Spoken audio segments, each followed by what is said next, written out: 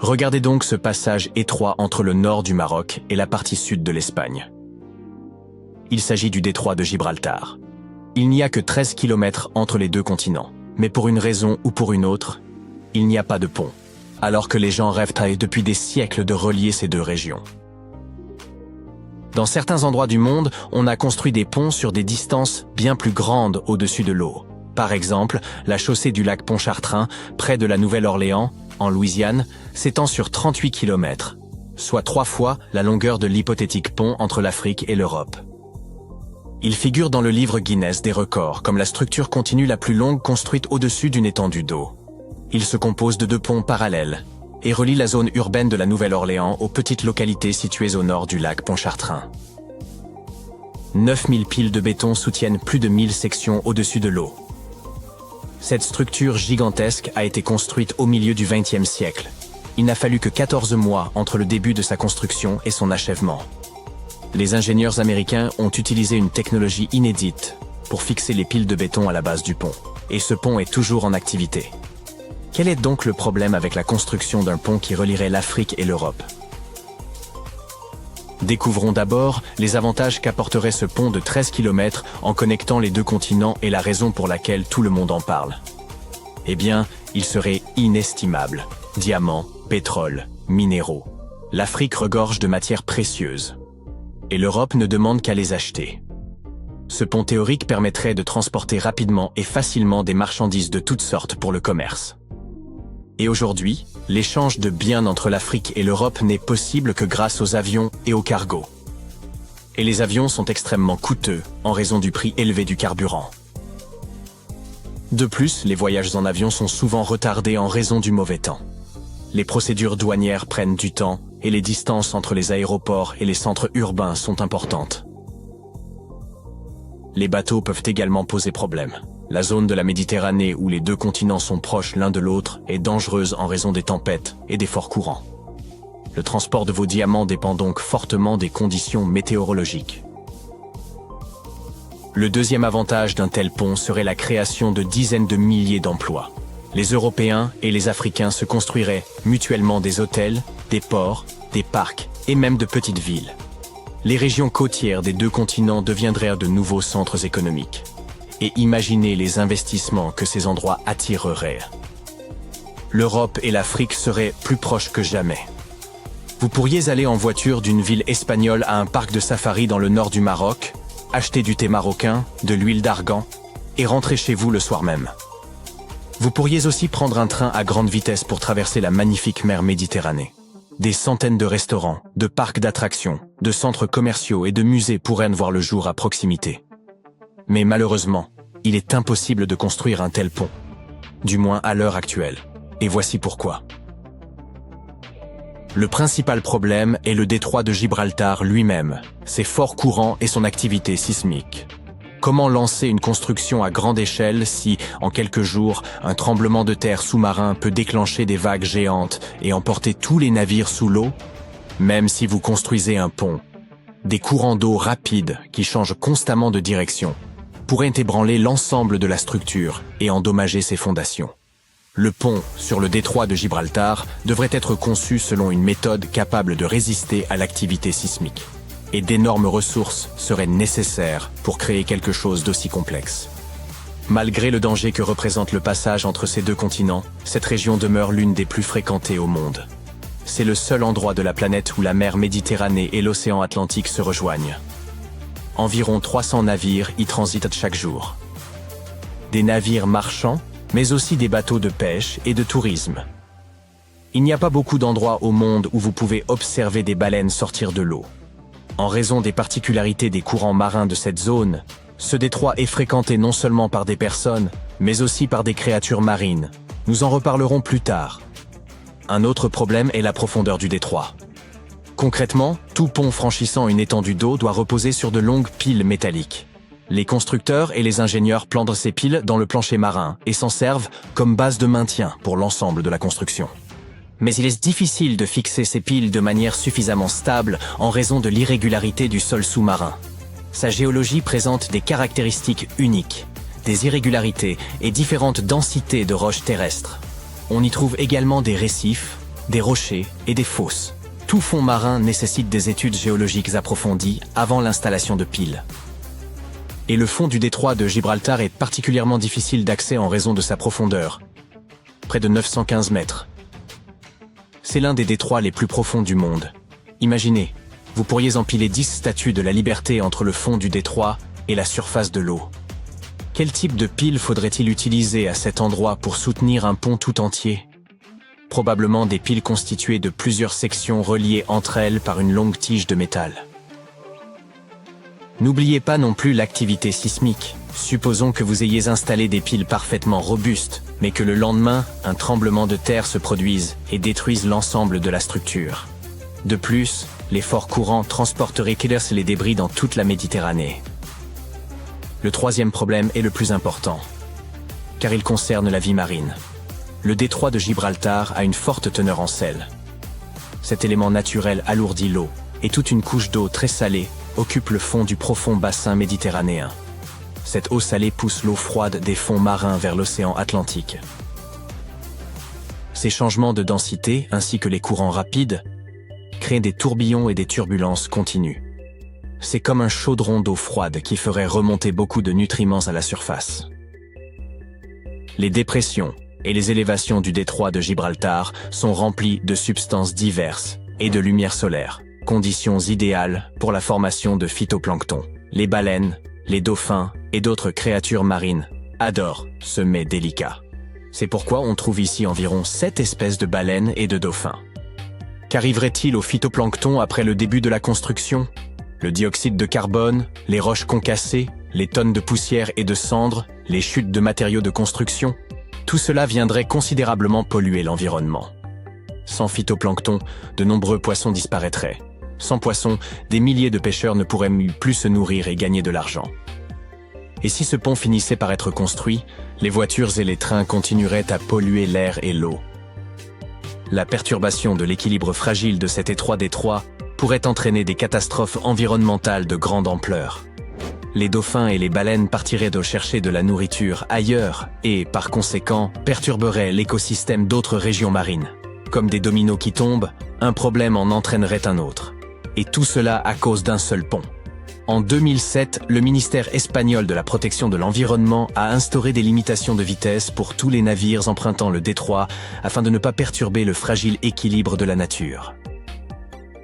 Au début du XXe siècle, un ingénieur français a proposé un projet de pont, mais il a été rejeté parce qu'il était trop compliqué et trop coûteux. On a également essayé de creuser un tunnel de 37 km de long, mais ce projet s'est heurté à des difficultés financières et techniques. Les gens rêvent toujours d'un pont au-dessus du détroit de Gibraltar. Peut-être qu'un jour, lorsque nous aurons développé nos technologies, nous serons en mesure de le bâtir. D'ailleurs, il n'y a pas toujours eu de l'eau entre ces deux régions. Il y a très longtemps, ces deux continents étaient reliés. La mer Méditerranée est le vestige de la Thétis, un paléo-océan de l'époque des dinosaures. À une époque, les plaques africaines et indiennes sont entrées en collision avec la plaque eurasienne et la Thétis a complètement disparu. À sa place, un pont terrestre s'est formé, séparant la mer Méditerranée de l'océan. Privée d'eau, la mer s'est asséchée il y a environ 6 millions d'années. Mais lorsque ce pont naturel s'est effondré, l'eau est revenue remplir le bassin. Son étroite plaque s'est enfoncée pendant des dizaines de milliers d'années, et la mer Méditerranée a fini par atteindre son niveau actuel. En Asie, il existe un pont bien plus long que ce que l'on pourrait croire possible. Le HZMB s'étend sur 55 km au-dessus des eaux ouvertes, ce qui en fait le plus long pont maritime du monde. Alors, si une structure aussi massive peut traverser des eaux agitées, pourquoi la Nouvelle-Zélande ne pourrait-elle pas construire un pont entre ces deux principales îles? Après tout, nous parlons d'une distance d'à peine 22 km. Et un pont comme celui-là pourrait sérieusement changer la vie des habitants et des touristes. Les gens pourraient simplement monter dans la voiture et conduire de Wellington à Picton. Plus de tracas liés au ferry, plus de trajets interminables. Juste un incroyable voyage routier avec des vues océaniques des deux côtés. Alors, qu'est-ce qui les en empêche? Eh bien, il semble que tout. Je veux dire, construire un pont là-bas est techniquement possible. Mais il y a quelques raisons pour lesquelles les experts se disent « peut-être pas ». Commençons par l'évidence, la distance. L'île du Nord et l'île du Sud sont séparées par le détroit de Cook. Comme je l'ai dit, il mesure 22 km de large à son point le plus étroit. Ce n'est pas beaucoup, c'est vrai. De plus, nous avons le pont HZMB, prouvant qu'il est effectivement possible de construire un pont sur la mer pour couvrir cette distance. Mais nous ne pouvons pas ignorer le fait que la géographie de la Nouvelle-Zélande est, eh bien, un tout autre jeu. Le détroit de Cook n'est pas exactement une étendue d'eau calme et amicale. Il est profond, très profond. Certaines parties plongent à environ 3000 mètres. C'est comme empiler 7 Empire State Buildings les uns sur les autres. C'est aussi une étendue d'océan rude et capricieuse qui aime secouer les navires comme des canards en plastique. En fait, un bon nombre d'entre eux ont été naufragés dans le détroit de Cook, et malheureusement, de nombreuses vies ont été perdues. Toutefois, vous n'avez pas trop à vous en inquiéter, car les pires accidents se sont produits il y a très longtemps. Les navires et les ferries qui le traversent aujourd'hui sont bien plus sûrs. Malgré tout, il serait assez difficile d'éviter d'avoir le mal de mer en le traversant. Les choses deviennent encore plus compliquées sous la surface. Le fond marin là-bas est irrégulier et imprévisible. Ce qu'il se passe, c'est que le détroit de Cook a des marées opposées à chaque extrémité, l'une là où il rencontre la mer de Tasman et l'autre là où il rejoint l'océan Pacifique. Et elles ne se déplacent tout simplement pas ensemble comme on pourrait s'y attendre. Quand la marée est haute d'un côté, elle est basse de l'autre, comme si elles étaient totalement désynchronisées. Alors toute cette eau se précipite d'un côté à l'autre du détroit pour équilibrer les choses, créant ainsi de forts et désordonnés courants en son milieu. Ensuite, il y a le temps. Le détroit de Cook n'est pas seulement venteux, c'est probablement l'un des endroits les plus venteux de l'hémisphère sud. C'est parce qu'il est situé en plein milieu de l'un des 3 grands couloirs de vent de la Nouvelle-Zélande. En gros, ce sont des endroits où le vent ne fait pas que passer rapidement. Il persiste, soufflant fort la majeure partie de l'année. Et tout cela se produit à cause de quelque chose appelé les 40e rugissants. C'est le nom donné à la bande de latitude située entre 40 et 50 degrés sud de l'équateur, où des vents d'ouest forts et persistants sont assez courants. Contrairement à l'hémisphère nord, qui possède beaucoup de terre à cette latitude, l'hémisphère sud est principalement constitué d'océans avec seulement quelques masses terrestres, comme l'île du sud de la Nouvelle-Zélande, la Tasmanie et la pointe sud de l'Amérique du Sud. Ainsi, ces vents deviennent déchaînés car rien ne les ralentit, et ils continuent simplement de prendre de la vitesse. Les rafales peuvent y atteindre jusqu'à 241 km/h. Alors, imaginez essayer de traverser un pont en voiture lorsque le vent pousse activement contre vous. Ce n'est pas seulement désagréable, c'est extrêmement dangereux. Les conducteurs peuvent facilement perdre le contrôle de leur voiture, le vent les poussant de côté. Et, bien sûr, cela peut entraîner d'innombrables accidents graves. Maintenant, parlons des tremblements de terre. La Nouvelle-Zélande se situe exactement à la frontière de 2 plaques tectoniques massives, la plaque indo-australienne et la plaque pacifique. Elle est en fait en plein milieu d'une zone de collision. Environ 14 000 tremblements de terre se produisent chaque année dans et autour du pays. Parmi ceux-ci, seuls environ 200 sont assez forts pour être ressentis. Cependant, construire un pont massif dans ces conditions nécessiterait une ingénierie de niveau génie véritablement exceptionnelle. En gardant tout cela à l'esprit, nous pouvons dire en toute sécurité que l'idée entière de pont est abandonnée. Mais, que diriez-vous d'un tunnel sous-marin? Oui, cela pourrait fonctionner. Cela pourrait en fait être une excellente solution. Pas de vent, pas de mauvais temps, et pas de tremblement de terre à gérer. Et il y a aussi beaucoup d'autres avantages. Tout d'abord, cela réduirait considérablement le temps de trajet, diminuant le voyage en ferry de 3 à 4 heures entre les îles du Nord et du Sud. Ce même trajet ne prendrait probablement que 40 minutes. Ensuite, les gens n'auraient plus à se soucier de toutes les annulations et retards de ferry dus au mauvais temps. Et surtout, c'est faisable. Je veux dire, regardez le tunnel sous la Manche. C'est un tunnel sous-marin qui relie le sud de l'Angleterre et le nord de la France. Le Japon a fait quelque chose de similaire avec le tunnel du Seikan, qui relie les îles de Honshu et Hokkaido. Ce sont tous deux d'énormes projets, servant à peu près le même but. Alors, pourquoi la Nouvelle-Zélande ne construit-elle pas déjà ce tunnel? Eh bien, pour la même raison que nous ne vivons pas tous dans des maisons perchées luxueuses avec des robots personnels, l'argent. Les estimations varient, mais certains experts pensent qu'un projet comme celui-ci pourrait coûter entre 10 et 20 milliards de dollars. Pour couvrir ce type de coût, ils devraient probablement imposer des péages pour les 100 prochaines années. Et croyez-moi, ces péages ne seraient pas bon marché. D'autres experts pensent que cela pourrait en réalité coûter plus cher. En effet, il faut prendre en compte toutes les infrastructures supplémentaires. Le point le plus étroit du détroit de Cook se situe entre l'île du Nord et l'île Arapaoa. C'est l'une des longues régions montagneuses des Marlborough Sounds qui est assez isolée. Ce n'est donc pas seulement le coût du pont ou du tunnel en lui-même. Il s'agit aussi des routes d'accès, des systèmes de sécurité, de l'entretien et des plans d'évacuation. On ne peut pas simplement construire un immense tunnel sous-marin sans prévoir les urgences occasionnelles. Et à quoi cela servirait-il réellement? Certes, il y a des personnes qui voyagent entre les îles, environ 1 million de passagers prennent le ferry chaque année.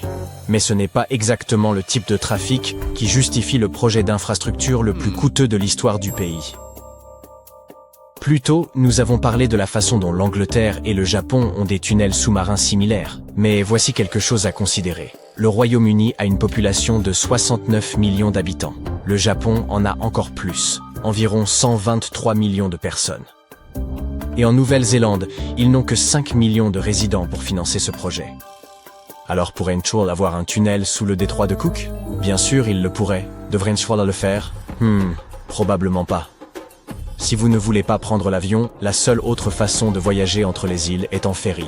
Ce n'est pas idéal, mais bon, ça fonctionne. La Nouvelle-Zélande dispose d'un total de 5 navires qui transportent des personnes et des véhicules à travers les îles. Pour les touristes qui ne sont pas pressés, c'est parfait.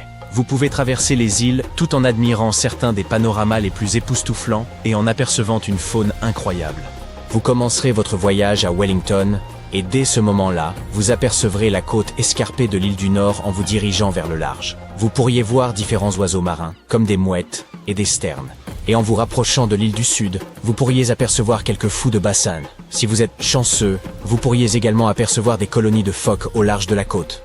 Durant la dernière heure du voyage, le ferry ralentira, vous donnant amplement le temps de profiter des collines verdoyantes et des eaux calmes. Vous vous approcherez également de Queen Charlotte Sound, un endroit réputé pour sa faune. Alors gardez un œil sur les orques, les dauphins joueurs, et même les pingouins. Franchement, avoir un ferry au lieu d'un tunnel n'est peut-être pas si mal après tout. Un pont, une structure essentielle dont l'existence remonte au néolithique. Le plus ancien encore debout est le pont mycénien de Kasarma, édifié il y a plus de 3000 ans. Mais il est un fleuve qu'aucun pont ne permet de franchir. L'Amazone, le plus imposant cours d'eau de la planète. Certes, le Nil détient officiellement le record de longueur, mais l'Amazone entend bien s'arroger les 2 titres. Né au Pérou, le fleuve Amazone traverse la Colombie et le Brésil avant de se jeter dans l'Atlantique par un delta gigantesque. Son parcours excède même le périple de Sam et Frodon. Et pourtant, aucun pont ne l'enjambe. Pourquoi donc? Tout d'abord, ces crues saisonnières en modifient radicalement le débit. En période sèche, il s'étend sur environ 5 km de large. Mais sous l'effet des pluies diluviennes, il peut atteindre jusqu'à 50 km en quelques semaines. De plus, ces crues déplacent le lit du fleuve. Construire un pont sur un terrain qui se métamorphose en étendue d'eau pendant 4 mois de l'année relève d'un défi technique considérable, mais pas hors de portée. Rappelez-vous vos cours de géographie. Les berges fluviales, notamment en Amazonie, sont souvent instables et sujettes à l'érosion. Les pluies torrentielles engendrent par ailleurs des marais, véritables régulateurs naturels des crues, qui filtrent l'eau et abritent une faune d'une grande diversité. Cela implique qu'une partie de cette zone humide devrait être drainée pour permettre la construction d'un pont, ce qui causerait des dommages irréparables à la faune locale. De plus, les fondations nécessaires à ce pont devraient être profondes, entraînant des coûts considérables. La pluie engendre un autre problème majeur dans ce projet. Elle provoque une élévation du niveau de l'eau pouvant atteindre 13 à 15 mètres. Bien sûr, des ponts ont été construits au-dessus de profonds cours d'eau, comme le pont Padma, une structure colossale aux fondations de 127 mètres. Toutefois, en raison de l'érosion rapide du sol amazonien, le pont devrait être conçu à partir de structures flottantes, appelées pontons, qui se révèlent peu adaptées à une rivière dont la profondeur fluctue à sa guise. Passons maintenant à un autre obstacle majeur pour l'ingénierie humaine, la forêt amazonienne. S'étendant sur 9 pays, cette forêt est si vaste et dense qu'elle pourrait couvrir presque la moitié de l'Europe. Par conséquent, un pont relierait très probablement 2 sections de la forêt, apportant un progrès insignifiant pour la faune locale, comme les capybaras et les jaguars. Naturellement, les principaux bénéficiaires d'un tel pont seraient les humains. En effet, l'essentiel des populations locales se trouve réparti autour des affluents de l'Amazone, loin du fleuve lui-même. Après tout, qui voudrait vivre comme un castor au bord d'un barrage? Il existe même un État, l'Amapá, sur la rive gauche de l'Amazone, qui est totalement coupé du reste du Brésil. Vous pourriez facilement visiter son voisin, la Guyane, mais pour atteindre une région différente du Brésil, il vous faudrait recourir à d'autres moyens de transport.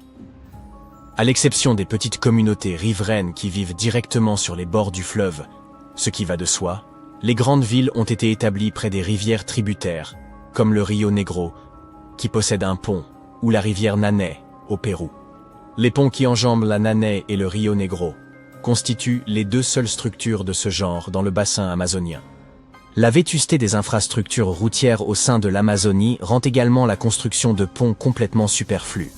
Dans les années 70, l'humanité nourrissait de grandes ambitions pour explorer davantage l'Amazonie. C'est dans cet esprit qu'ils ont envisagé la construction d'une autoroute traversant le bassin amazonien d'un bout à l'autre. L'autoroute transamazonienne, censée faciliter l'accès au cœur de la forêt, a cependant échoué à répondre à ces objectifs. Il semble que les difficultés liées à la construction de plus de 3200 km de route au cœur d'une forêt tropicale dense n'aient pas été anticipées. À mi-parcours, le projet a été abandonné en raison de son coût exorbitant et des nombreux problèmes rencontrés. Et aujourd'hui, les autoroutes du bassin amazonien sont constamment inondées, jonchées de crevasses et de boue. Cette situation engendre un cercle vicieux. Les gens ne s'installent pas près du fleuve, car l'accès y est difficile. Les routes ne mènent pas jusque-là, car leur construction est extrêmement complexe. Et cela conduit encore moins de personnes à s'établir sur les rives de l'Amazone, faute de routes pour y parvenir. Alors, en l'absence de routes et de ponts, comment les habitants survivent-ils dans cette région? Vous n'allez pas y croire, mais les populations riveraines utilisent une invention aussi ancienne que fiable, le bateau.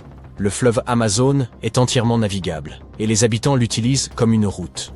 Tout comme pour les motos, les voitures et les bus, l'Amazone dispose de canoës, de hors-bord et de ferries. Il existe même un ferry spécifique appelé Obidance, qui dessert la localité d'Obidos, d'où son nom. Les locaux accomplissent tout sur des bateaux. Ils possèdent même un hôpital flottant, qui se déplace de ville en ville pour soigner les populations riveraines, ainsi qu'une banque flottante, où l'on peut effectuer toutes ces transactions tout en admirant l'immensité de l'Amazonie. Honnêtement, quelle invention brillante! L'absence de pont a toutefois un inconvénient majeur. Elle empêche l'exploration de véritables trésors cachés. Par exemple, dans l'Amazonie, il y aurait plus de 10 000 sites archéologiques encore inconnus. Il se peut que nous ne puissions jamais découvrir certains vestiges, tels que des villages fortifiés, des géoglyphes et d'autres structures. Il serait excitant de revivre les aventures de Lara Croft au cœur de l'Amazonie, mais ces découvertes restent bien dissimulées, au plus profond de la forêt. D'un autre côté, il n'y a qu'en bateau que l'on peut observer ce phénomène incroyable, où les eaux du Rio Negro et du Solimo refusent de se mêler dans l'Amazone. Sur plus de 5 km, ces 2 affluents coulent côte à côte sans se mélanger. La vitesse et la température des eaux étant différentes, vous observerez un fleuve ressemblant à un mélange de café et de caramel. Ce phénomène impressionnant est connu sous le nom de la rencontre des eaux.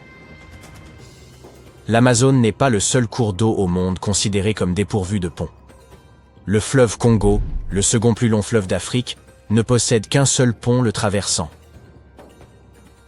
Le Congo-Brazzaville et le Congo-Kinshasa sont séparés par ce fleuve, et jusqu'à aujourd'hui, aucune route n'assure de liaison entre eux. Petite anecdote. Certains géologues pensent qu'à l'époque où le supercontinent de Gondwana existait et que tous les continents étaient réunis, l'Amazone et le fleuve Congo formaient un seul et même fleuve, reliés entre eux. Un autre endroit où les ponts font défaut se situe du côté est de la Tamise, à Londres. La partie ouest du fleuve est plus étroite, ce qui rend la construction des ponts plus simple. On y trouve environ 33 ponts rien que sur ce côté. Mais si vous tentez de traverser la rivière en amont, cela risque de tourner au casse-tête. Au XIXe siècle, les compagnies maritimes ont estimé que construire trop de ponts sur la Tamise serait trop onéreux, car cette zone faisait partie d'une route de navigation.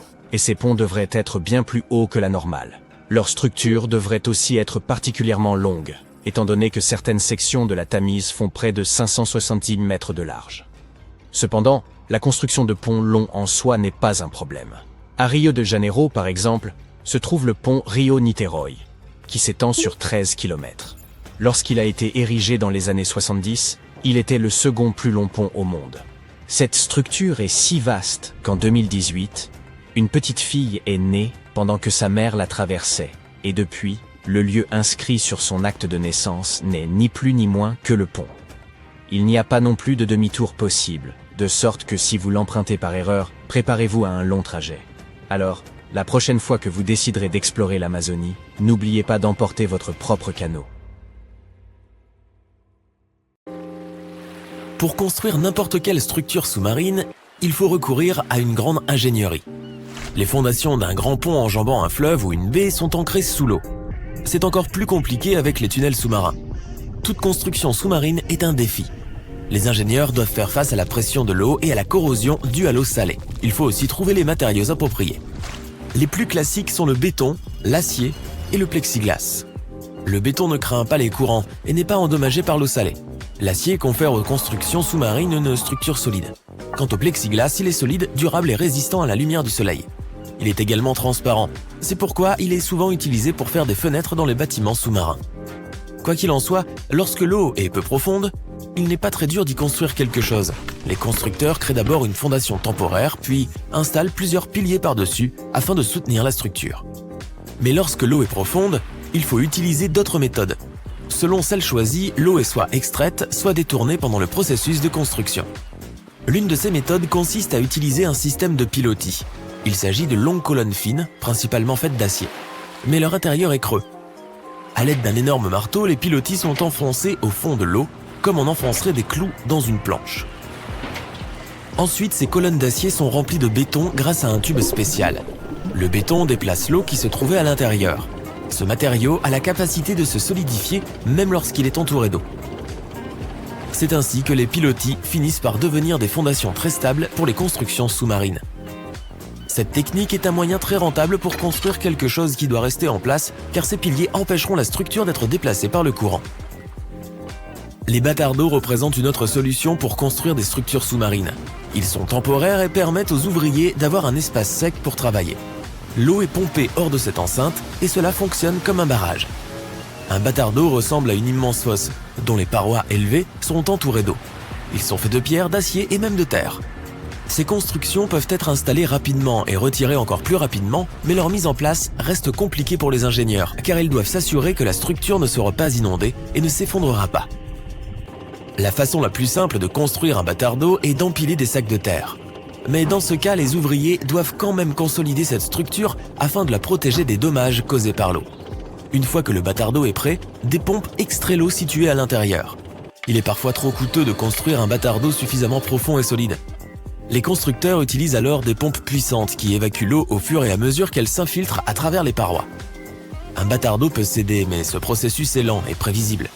C'est pourquoi sur un tel chantier, il y a toujours des pompes de secours qui peuvent fonctionner à plein régime en cas d'urgence afin de maintenir l'eau à l'écart, le temps de faire évacuer les ouvriers. Les bâtards d'eau sont généralement utilisés lors de la construction de barrages et de ponts. Mais lorsqu'un grand navire doit être réparé, les ingénieurs y ont également recours.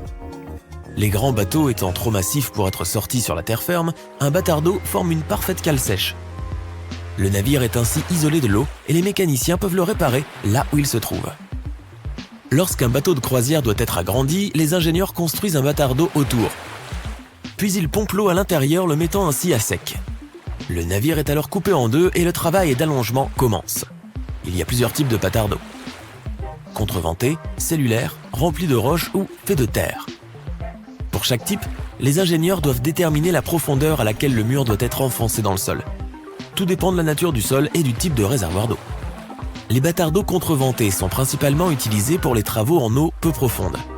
Ils sont faits de pales planches, qui sont des pièces dont les bords s'emboîtent. Habituellement, les pales planches sont en acier, mais elles peuvent également être faites de béton armé ou de bois, et elles créent une sorte de coffre autour du chantier. Les bâtards d'eau cellulaires sont également faits de pales planches, mais dans ce cas, elles ont une forme différente. Après avoir été reliées entre elles, elles forment des cellules qui sont remplies de terre ou d'argile. Le résultat forme un mur étanche parfaitement stable. Les bâtards d'eau remplis de roches sont utilisés lorsqu'il y a beaucoup de pierres sur le site de construction. Ils sont construits au-dessus du sol. Cela empêche l'eau de s'infiltrer dans le bâtard d'eau et les roches servent de renfort. Les bâtards d'eau en terre sont construits dans les zones où la profondeur de l'eau est inférieure à 3 mètres. Ils sont créés à partir de ce qui se trouve à portée de main, argile, sable ou terre. Il existe aussi des bâtards d'eau à parois simples ou doubles. Le premier type est utilisé lorsque la superficie de la construction n'est pas importante et que la profondeur est supérieure à 6 mètres. Ces bâtards d'eau servent généralement à la construction de ponts. Des piliers ou des plaques de bois sont placés dans le fond de l'eau. Après, des plaques de fer ou d'acier sont ajoutées à l'intérieur. Les ouvriers placent ensuite des sacs de sable de chaque côté du mur. L'eau est enfin pompée et le bâtard d'eau est prêt. Les bâtards d'eau à double paroi sont utilisés pour les chantiers plus importants ou lorsque l'eau est très profonde. De tels chantiers nécessitent des supports plus résistants. Ces bâtards d'eau possèdent 2 parois, ce qui leur confère une meilleure stabilité. 2 murs sont plantés dans le fond de l'eau à une certaine distance l'un de l'autre. Plus l'eau est profonde, plus l'espace est grand. Ils sont ensuite reliés l'un à l'autre. Ensuite, cet espace est rempli de terre. Les bâtards d'eau coûtent cher. Cela signifie que si l'on en utilise un pour un projet, il n'y a pas d'autre option. Mais c'est la meilleure façon de construire des barrages permanents. Lorsque le barrage Hoover a été construit, plusieurs bâtards d'eau ont été mis en place pour détourner le fleuve Colorado. Une fois le chantier terminé, l'eau fut pompée à nouveau dans le bâtard d'eau, puis ses parois ont été retirées. Il y a aussi les caissons qui sont utilisés lors des constructions sous-marines. Ce sont des structures étanches que l'on met dans l'eau. Même ouvert, il reste sec à l'intérieur. Les ouvriers peuvent ainsi creuser jusqu'à ce qu'ils atteignent une surface solide sur laquelle le caisson sera placé. La différence avec les caissons, c'est qu'ils finissent par intégrer le pont ou le barrage. Même si on ne considère pas qu'un pont ou un barrage est une construction sous-marine, la plupart de leurs éléments se trouvent sous l'eau. Par exemple, un grand pont ne pourrait pas supporter son propre poids sans ses piliers de soutien sous-marin. Il existe plusieurs types de caissons, ouverts, pneumatiques et coffrets. Les caissons ouverts n'ont pas de fond. Il s'agit en fait de parois verticales qui permettent aux constructeurs de creuser à leur base. Les caissons pneumatiques empêchent l'eau de s'infiltrer en utilisant de l'air comprimé. Cela permet de maintenir une pression égale à l'intérieur et à l'extérieur. Lorsque les ouvriers creusent, la boue est envoyée vers le haut grâce à un tube spécial. Lorsque le caisson atteint la roche, les ouvriers le remplissent de béton. Contrairement aux autres, les caissons de type coffre ont un fond et les ouvriers les posent sur une fondation construite à l'avance. Lors de la construction du pont de Brooklyn, les ingénieurs ont utilisé 2 caissons massifs grâce auxquels ils ont atteint la roche-mère et créé les fondations des tours du pont. Il y a aussi la construction hors site. Dans ce cas, les éléments sont non seulement construits, mais aussi assemblés en dehors du chantier. Les ingénieurs ont alors recours à la construction dite modulaire. Différents modules produits en usine sont livrés sur un site où ils sont assemblés comme une sorte de Lego géant. Les structures obtenues sont ensuite remorquées ou transportées sur d'énormes barges jusqu'au site final, où elles seront définitivement mises en place. Certaines coulent sous leur propre poids, mais d'autres ne peuvent atteindre le fond de la mer qu'après avoir été lestées. Cette méthode de construction est très coûteuse, mais elle reste beaucoup plus rentable que tout construire directement sous l'eau, ce qui nécessite des ingénieurs qualifiés et des outils spéciaux, sans compter les risques. Et qu'en est-il des tunnels sous-marins? Comment sont-ils construits? Les tunnels modernes sont généralement construits à l'aide d'énormes fourreuses, qu'on surnomme des tops. Quoique de telles machines aient un prix exorbitant, plusieurs millions de dollars, il leur faut peu de temps pour créer un long tunnel. La foreuse avance très lentement. Elle est dotée d'un plateau circulaire équipé de fraises à disque rotatif. Elles peuvent ainsi facilement ronger la roche solide. Celle-ci se retrouve ensuite sur un tapis roulant, puis un autre mécanisme l'utilise pour construire le revêtement du tunnel dans le sillage de la top. La top ne se contente donc pas de creuser un tunnel, elle en renforce également les parois. 11 énormes tops ont ainsi été utilisés pour creuser le tunnel sous la Manche, long de 50 km, en seulement 3 ans. La tranchée couverte est une autre méthode, utilisée pour créer un tunnel sous-marin. Tout d'abord, les ouvriers creusent une tranchée dans le fond de l'océan ou dans le lit de la rivière. Puis ils y placent des tubes en béton ou en acier, fabriqués à l'avance. Après avoir recouvert ces tubes d'une espèce couche de roche, les différentes sections sont reliées entre elles et il ne reste plus qu'à pomper l'eau en dehors. C'est ainsi que le tunnel Ted Williams, qui relie l'aéroport de Logan au sud de Boston, a été construit. Il a nécessité 12 énormes tubes d'acier de près de 100 mètres chacun qui contenaient des routes déjà préconstruites. Imaginez que vous traversiez un pont en voiture pour rendre visite à un ami. Le lendemain, vous remontez dans votre voiture pour rentrer, mais il n'y a plus de fleuve sous le pont que vous avez traversé la veille. Croyez-le ou non, c'est exactement ce qui est arrivé aux habitants du sud du Honduras lorsque l'ouragan Mitch, de catégorie 5, s'est abattu sur la région en octobre 1998. Le pont de Choluteca, que les autorités locales avaient reconstruit plus tôt cette année-là, s'est retrouvé à sec en quelque sorte, car le fleuve s'était décalé et ne passait plus sous lui. La structure est rapidement devenue célèbre sur Internet sous le nom de pont vers nulle part. Le cours de cette voie d'eau s'est modifié en une nuit. En général, cela prend un peu plus de temps. Un fleuve cessera de couler en ligne droite au moindre changement dans le paysage qui l'entoure. Même une chose aussi minuscule qu'une souris peut affaiblir les berges d'un fleuve. Imaginez qu'une famille de souris décide de s'installer quelque part au bord du fleuve et creuse un trou confortable.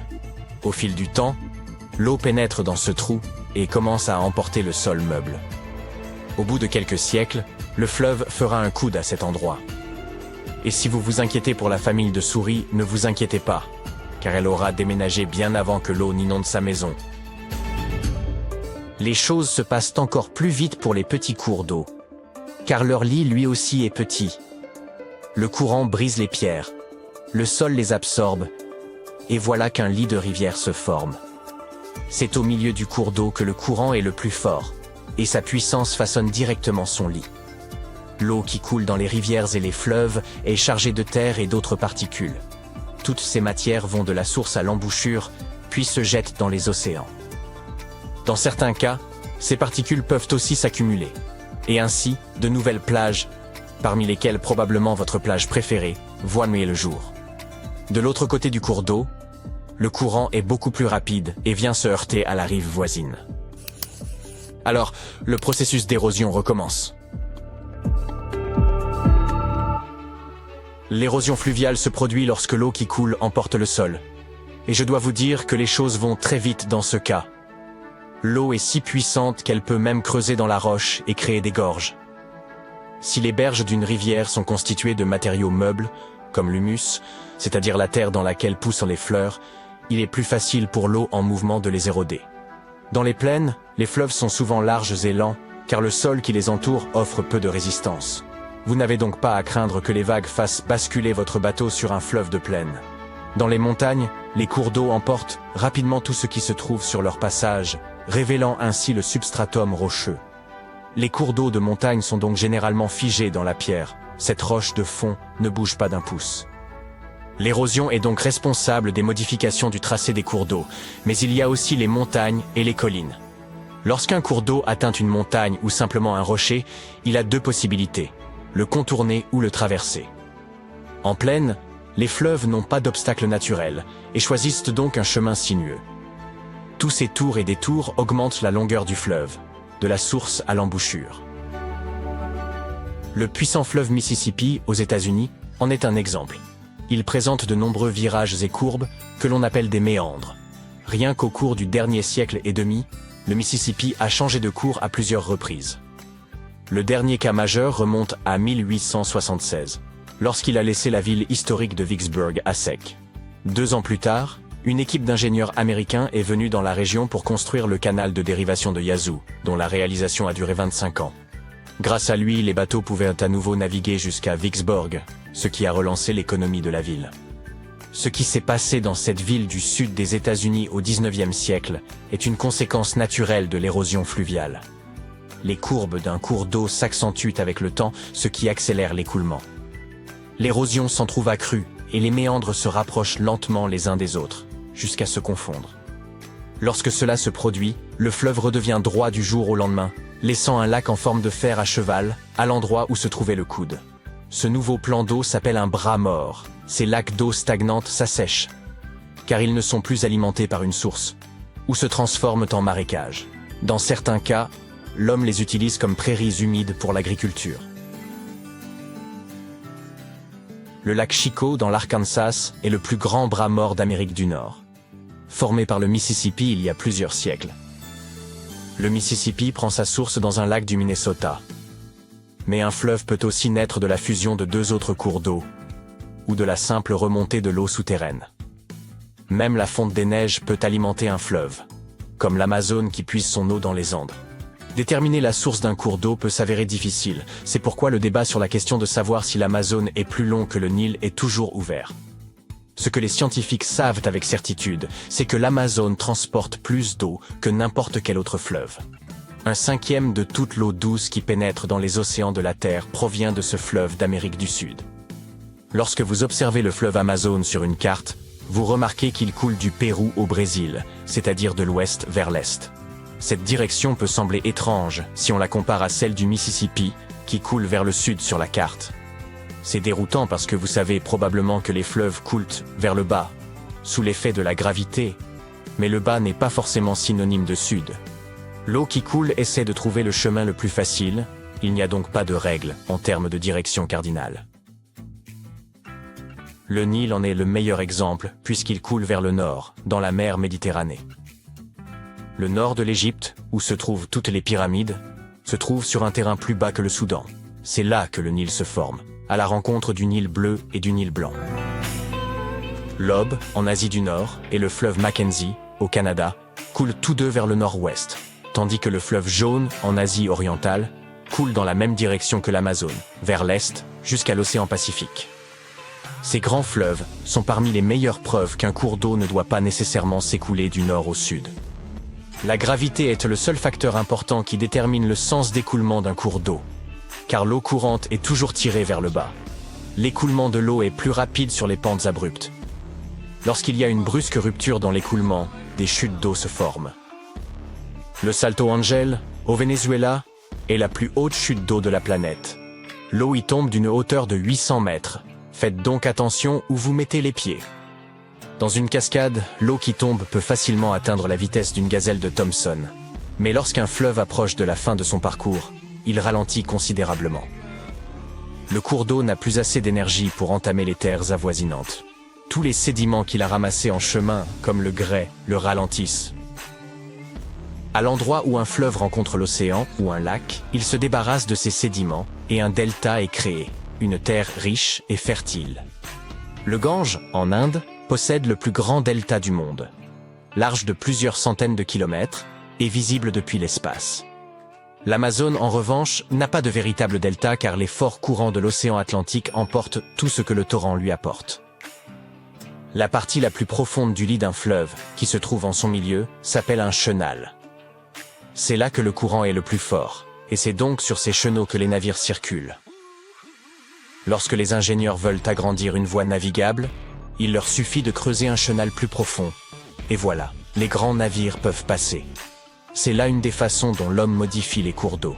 Nous renforçons aussi souvent les berges d'un fleuve pour empêcher l'érosion ou nous construisons des barrages qui arrêtent ou détournent le cours de l'eau. Le plus ancien barrage opérationnel de la planète remonte à l'époque des pharaons d'Égypte.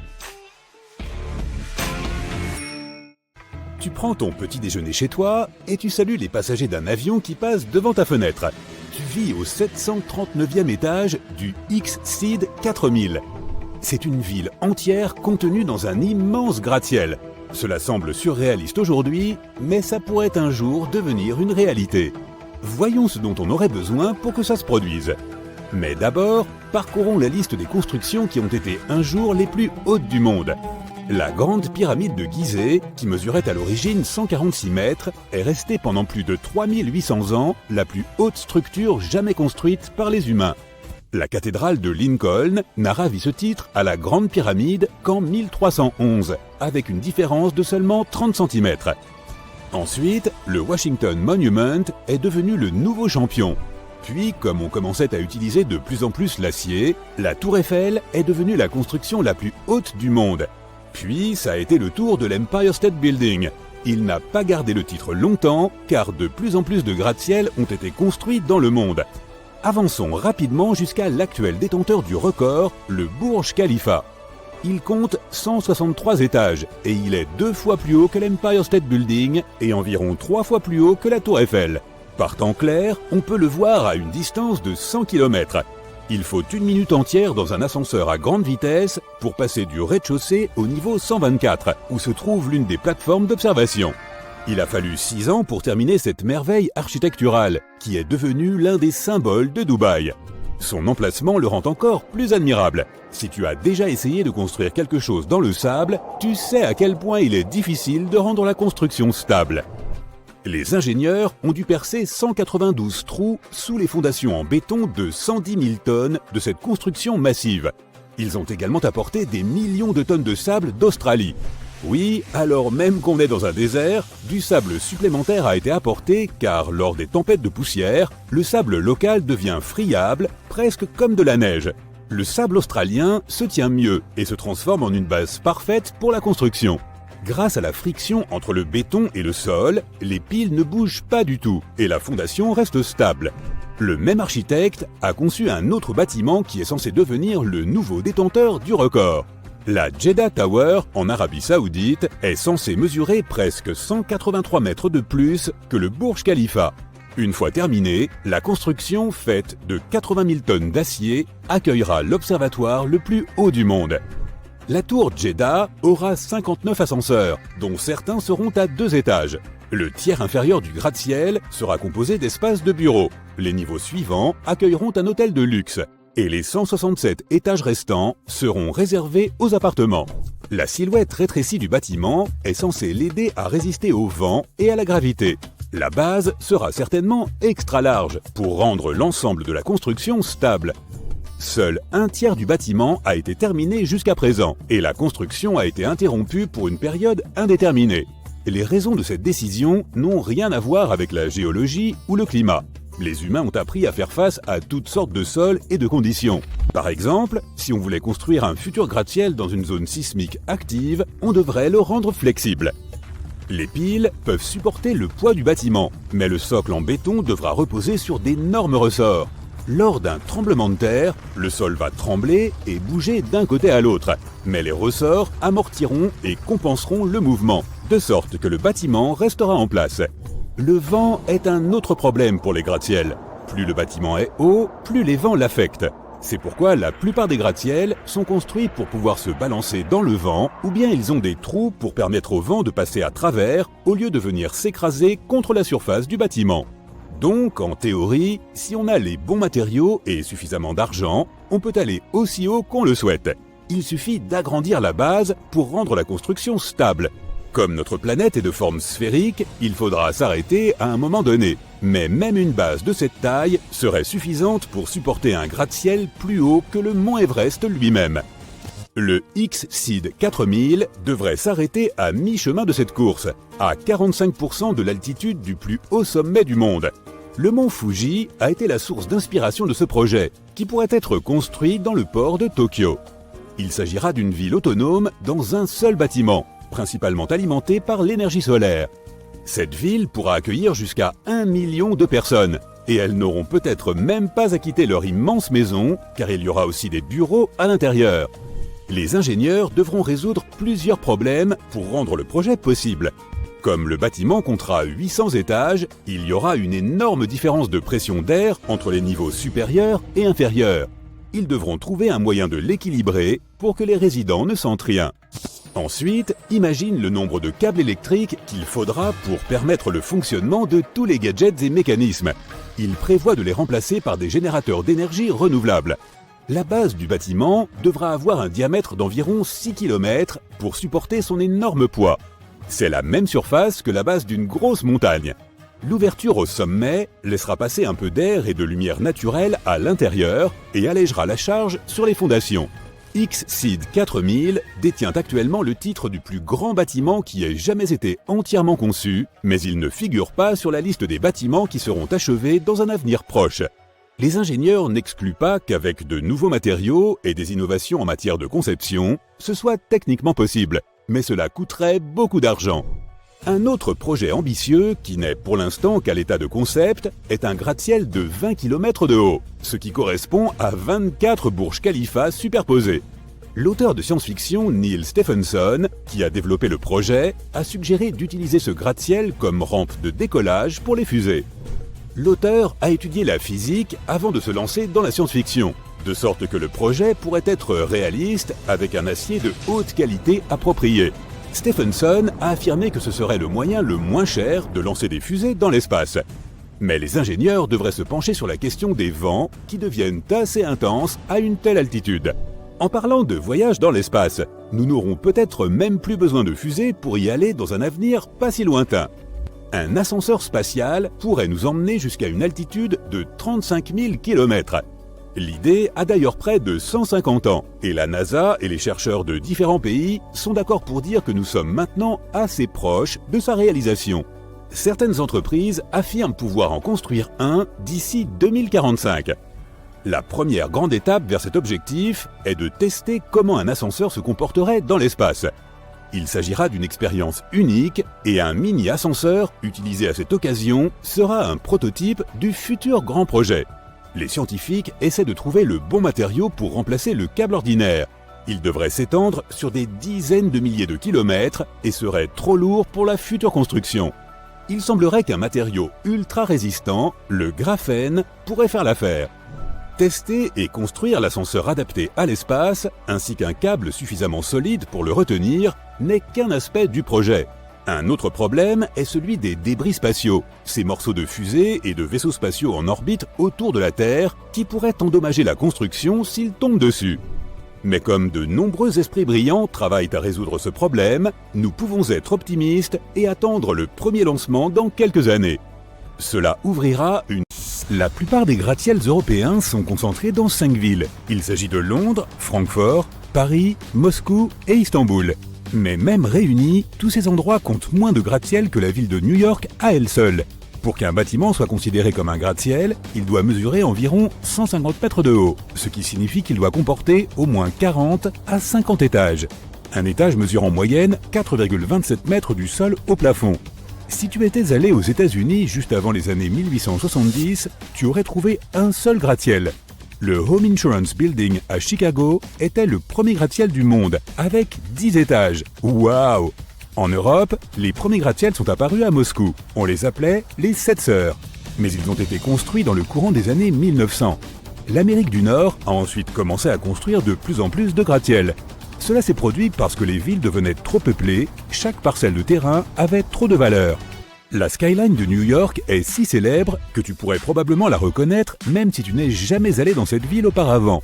Il en va de même pour Paris, mais tu pourrais imaginer la Tour Eiffel entourée ou même bloquée par des gratte-ciels? Elle perdrait sûrement un peu de sa magie. C'est dans le quartier de la Défense que se trouvent les gratte-ciels de Paris. Ainsi, ils ne gâchent pas le paysage romantique et touristique de la ville. À Londres, les choses sont faites un peu différemment. Certains de ces gratte-ciels ont des formes particulières. L'une de ces constructions est le cornichon. Si tu restes coincé dans ce bâtiment, tu seras vraiment un cornichon. Un autre gratte-ciel de forme intéressante est The Shard. Il y en a un autre surnommé le Cheese Grater. Ce ne sont pas leurs noms officiels bien sûr, mais ils ont un sens si tu regardes la forme de ces bâtiments.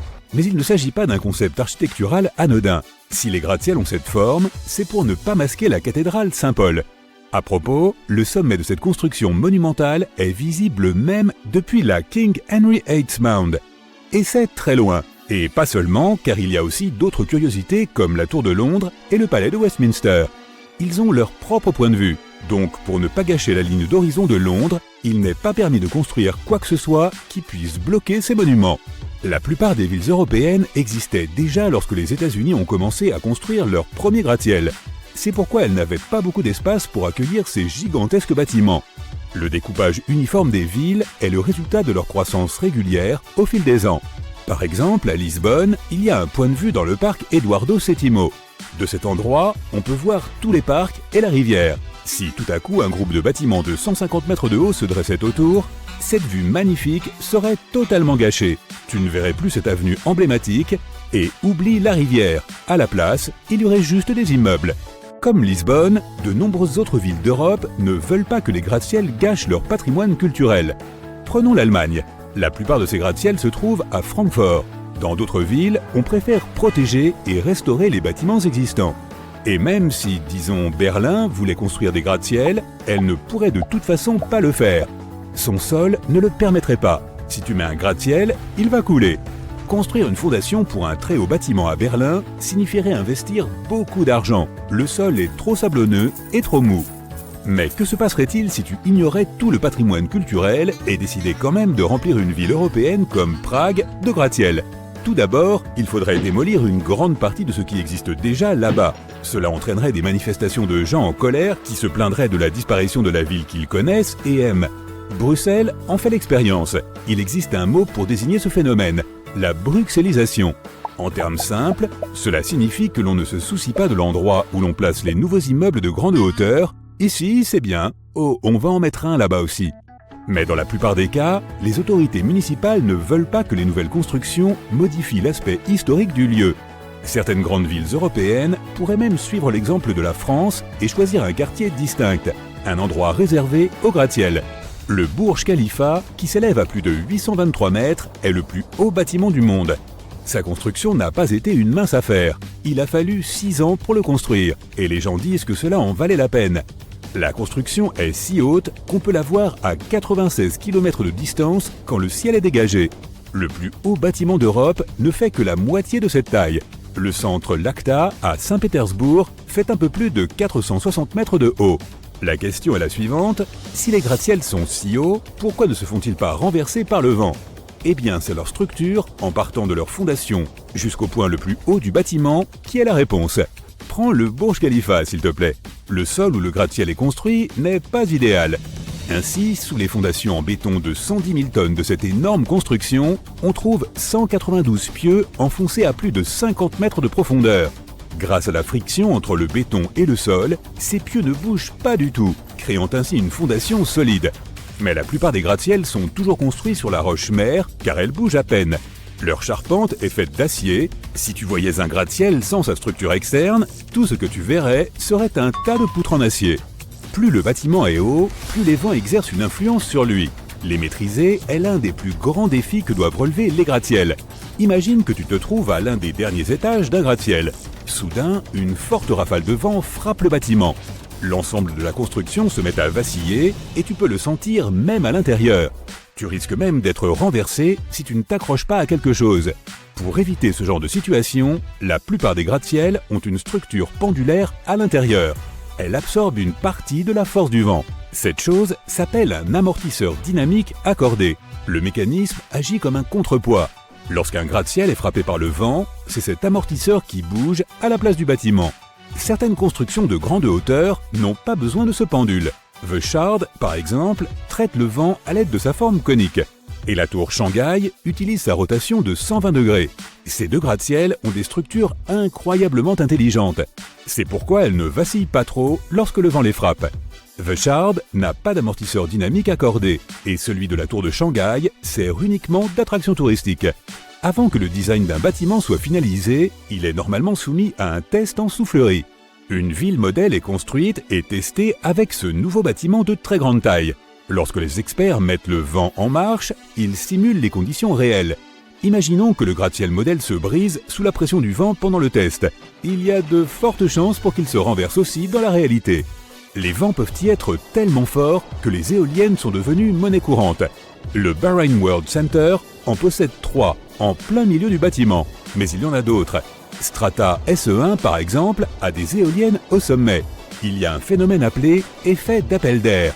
Il s'agit de vents accélérés par des gratte-ciels.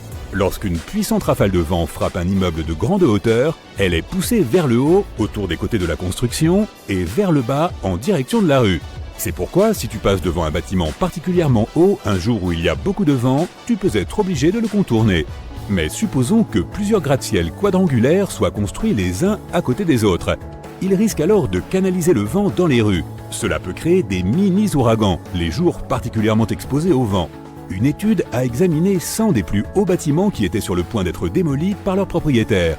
Il s'est avéré que la plupart d'entre eux avaient une durée de vie moyenne d'à peine 42 ans.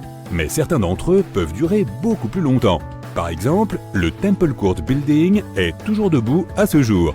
Avec ses 45 mètres, il est un peu plus petit que d'autres, mais il a déjà connu plus de 100 hivers au cours de sa vie.